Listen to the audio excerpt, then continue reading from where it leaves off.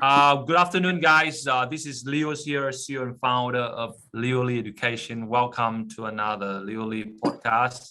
And today I have here with me a very special guest, Mr. Manny. I call him Manny the Man. Man, he make me proud. Mr. Manny, he joined me on my job hunting challenge just last week, isn't it, right, Manny? Last week? Yeah. And yeah, and he has received an incredible result from attending the challenge itself. So I would like him to come in today, share with you his journey with our job hunting challenge and how it have helped him to land a job in accounting job in regional of NSW. But before we go to the details, Manny, can you quickly sum up yourself? Who are you? What degree did you study? And where do you live right now? So I currently live in Sydney, and I studied Masters of Accounting from Melbourne. So So in which university? I studied for Melbourne Polytechnic. Okay. Oh, okay. Yeah. And when did you come to Australia, Manny? 2017 February. February 2017. And when you first came here, you already worked as as an accountant right away, or what did you do? No. I was doing odd jobs. I couldn't land any professional job, even almost most of my 485. Because I graduated, and after a few months there was there was a COVID in the world, and no one is willing to give a job, and it was hard to find professional job as it is without any experience. Everyone wanted someone to have a little bit of experience with 1 year or at least of experience. I don't have that. I wasn't able to land any professional job. Wow. So I moved from Melbourne to South Australia regional, and I had a job there as an office manager, but I lost that job because of the COVID. And I came back to Sydney for a job, and I lost that as well because of the COVID. So I was doing jobs here and there, and I finally landed a job. It was sort of a bookkeeper job in Sydney. But I really wanted to go to regional area and a proper professional job, like with a big firm, not with a small company. And that's when I got a message from you to attend that 3-day session. That's when things change, my friend. Okay, Yeah. don't tell them much what happened yet, because we keep that for the later. So what you're saying was you are not that much experienced. You actually spend most of your time working in odd jobs. Yeah. Just like many international students. So can you tell us what are some of the odd jobs you have done, Bill, like when you came here? What are some of them? I worked in a car wash. I worked as a pizza maker. I worked in events, in food trucks. So all those sorts of jobs I have done. Yeah. Gotcha. Mainly in hospitality. Okay, I got you. And at that time, why do you think you got stuck with this odd job? Is it because you don't want to find professional job right away, or because you don't know how to get a good professional job at that time? I wanted to have a professional job, but I didn't know how to. I was not confident that my current status will land me one, because I was on a student visa, then a temporary visa. I had these speculations. I didn't expect that I will, and that really reduces my confidence, and I was not applying to them at all, because I applied hundreds of jobs on Seek and Indeed with nothing, and most of the time they don't even send you a sorry letter. They don't even send you an unfortunate email, right? Yeah, so I totally gave up on Seek and Indeed, and I started applying on Gumtree, odd jobs in small companies and those sort of things. I totally lacked confidence in getting a job from Seek or Indeed because of how high their requirement was, and how they don't even give you much of the responses. It's like a totally failed effort there. I got you. Because you said that you done all this car wash and pizza maker, even working in a food truck, and then later on you find a job as an office manager, right? Office manager. It was an IGA in regional South Australia. Okay, but that's still not accounting. It's still not. No. If it wasn't accounting, no. I got you. And then you say you moved back to Sydney, and then you got a job as a bookkeeper. Yeah. Okay, how long were you working there as a bookkeeper? I worked there for a year. Okay, got you. But bookkeeper is still very much different from accounting. It's not the same. It's not counted as a proper experience towards your migration. Absolutely. Now before we go to the journey of you and us. So quickly, I just want to ask you a quick question. So you were in Sydney, and then what makes you want to find an accounting job in regional and SW? What was the motivation for that? Totally migration. I wanted to get a PR and work in a good company and a good position. Gotcha. And when you say migration, are you talking about visa 491? Is that what you 491? Yes. Gotcha. So walk me through it. So is it true that you need to have like a full-time job to get to be eligible for 491? No. You at least need to have a 20 hours a week. Mm-hmm. It can be part-time or casual. It doesn't matter. It has to be 20 hours a week minimum. And one year in the occupation that you're applying for. Yes, so that is for like stream number 1, right? This stream 1, is it? Stream 1, yeah. Got you.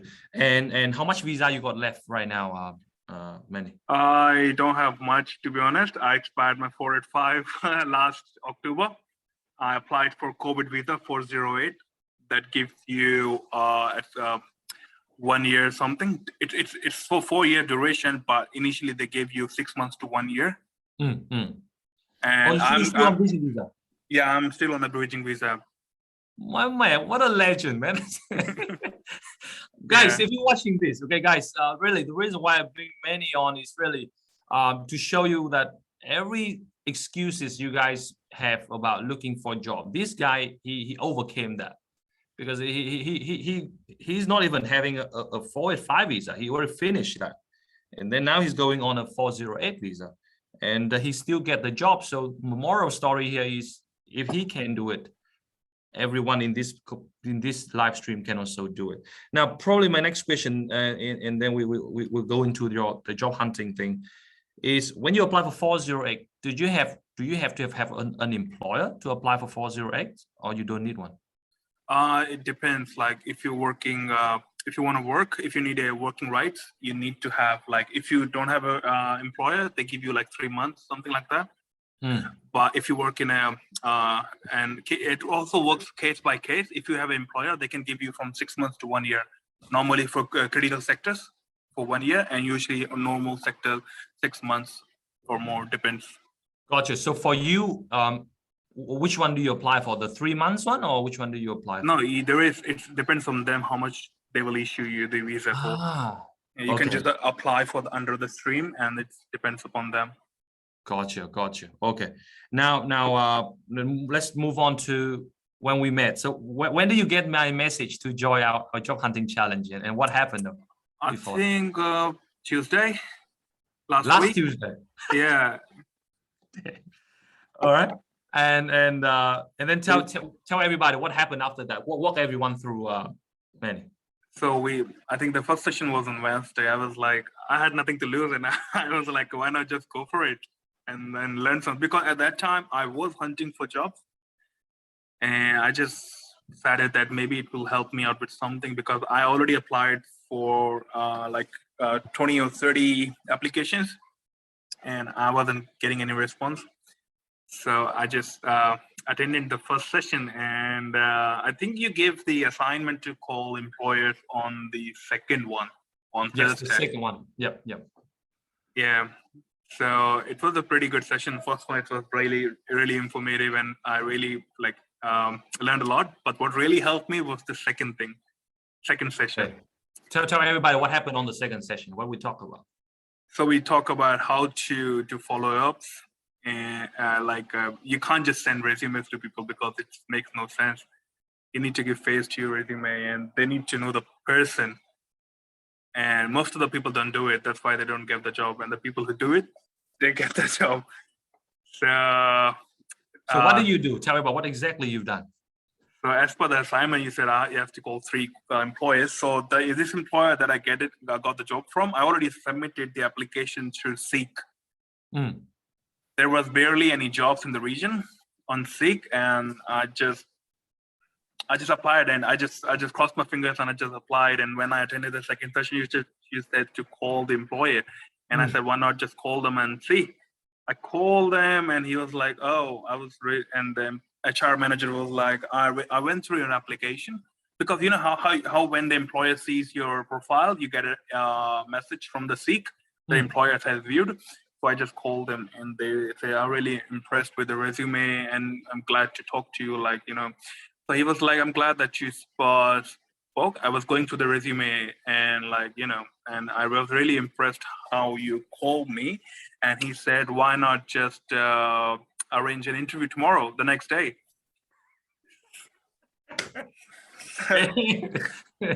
And were you surprised? Were you like, what? Were you feel like? I was a bit nervous before calling, but when I called the HR, and he was really, really friendly, and he was like, he was really frank. And the way it goes, like how quickly he decided to give me an interview opportunity, I was like, wow. So the next day, after half an hour, I finished my call with him. I got an email and with an appointment with a Zoom call on 9:30 next morning for an interview. Then I attended the interview. It was HR manager, the CFO, and the director. All three of them there, and I was like, oh, there are a lot of people for the interview here. How do you feel? How will you feel? Do you feel I got a bit scared because, you know, like the panel interview is kind of my weakness. I'm good with like one person, but when there are 2-3 people asking questions simultaneously, it's too much pressure. Okay, but you handle it well. I thought I didn't do well because I know I was a bit lacking in confidence, but I still tried my best to answer my best, to their questions. And they say that they have a couple more interviews to do, and they will come back to me next week. And they asked me for my references, and that's it. And I got called from my reference later in the afternoon, and she was like, Manny, what did you do? They were so impressed with you. They were so happy. And I was like, what? Really? Yeah. So that's when I thought, it really went well. I didn't expect that. So this happened on Friday. Interview in the morning, 9:30. They followed up with my referee on the same day. And just now, then Saturday, Sunday weekend, the office no one works. Friday, just now, I was sleeping in, and I got called 10 o'clock in the morning, and HR manager was like, Manny, you really impressed us that day, and I would like to give you this position. And I was like, holy shit, you're kidding me. Unbelievable. This is the fastest job I ever got in my life. Wow. I'm still excited. Since morning, it's been a few hours, but I still can't. I still got a hangover from the happiness. You feel good. You feel pumped up. Yeah. Now tell me, do you think that you would land this job if you didn't call them back? Do you think you'll land this job this far? I don't think so. What do you think this call have done for you? Like, how does it make it different from the rest of the applicants? They get the picture of what kind of person I am, how eager I was. And I think what made the difference is that I was able to follow up, and it shows my interest, my enthusiasm to work. And they actually was like, they said that there were a lot of applications, and they were sorting it out. But when I calling them, even if it's a bit negative, but they have some impression of you. That, okay, this person has called, and okay, I should have a look at the resume more clearly. That's it. And that really puts you in the mind. I never followed up to any employer in my life ever. And you did one? And I got it's crazy. I can't believe it. So my method works. Do you think what I'm teaching works? Oh, it absolutely works. It's no doubt about it. Definitely, man. I'm so So if someone like me who attended just like few sessions got a job, there I can assure everyone, like yes. whoever become part of you will definitely land a success. Yeah, because we have a lot of story, join our job coaching program after that day. But I tell you that if you got the job, then don't worry. And we did, because I will follow up with you. I'm like, I really hope this guy gonna get this job, so he don't have to join our program. And you said, Leo, I got this interview, this, I'm like so happy for you. Probably my the second last question, Manny, is before this program, did you even think that calling the employer was possible? Like, do you even think about doing that at all before this program, this challenge? I thought that it might be rude, they might be busy, or if they wanted to speak with a candidate personally, they wouldn't advertise their jobs and ask us to send in a resume. They could have just asked us to call us. I was really have this doubts in my mind that following up is not the right thing. If you're good enough, they will call you. Which is the mistake that I show in our program, right? In the challenge, I tell you that was wrong. It's a misconception. Yes. It's a misunderstanding. It's never rude to follow up. It's never rude. They actually hope that people call them and show the interest. 100%. They're just waiting for you guys to call to show them that you love it and you got a good attitude. And do you think they hire you more because of your attitude, or they hire you more because of your experience or because of your ability, or more? I believe experience comes after they get to know you. If you have a character, a trait to be a good employee, experience is something which they can compromise on. I believe that.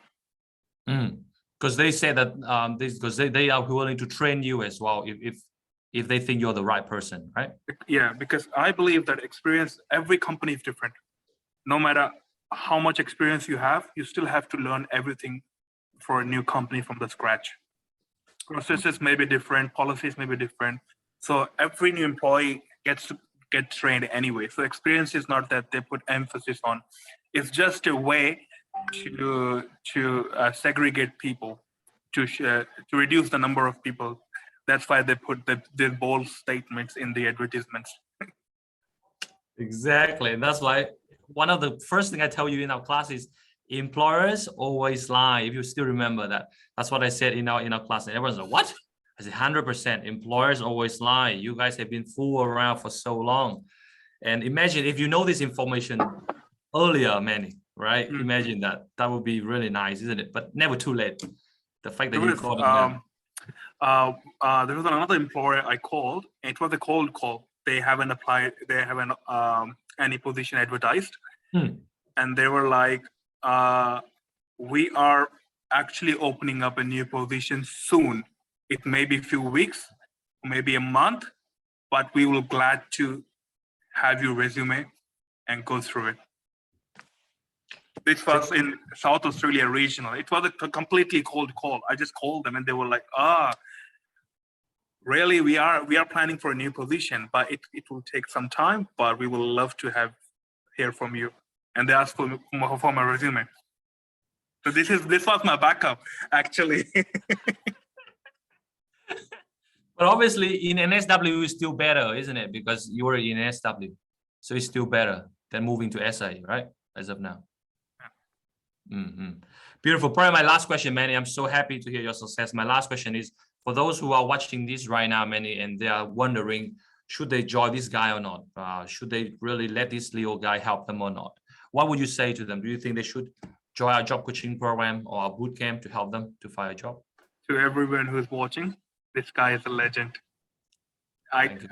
Just go for it. Just spend some time with him. Doesn't matter if you're taking a program or you're doing a few boot camps with him. He'll change your life. Trust me. Thank you so much, Manny. I appreciate your recommendation, and I'm so excited for you. So you say you're starting. You're waiting for the final offer, right? They're drafting the contract. Yeah. Yep. And let me know how is it in Wagga Wagga? You say Wagga Wagga? Wagga Wagga region. Yeah. Man, keep doing the good work, and I can't wait to see you got your 491. And please tell your friend about us, Manny, so that we can help more people. All right, my friend. Okay, you rock, man. You take care. You take care, my friend. Thank you so much, Leo. You Take too. care. Bye. Bye bye. Bye bye. Bye bye.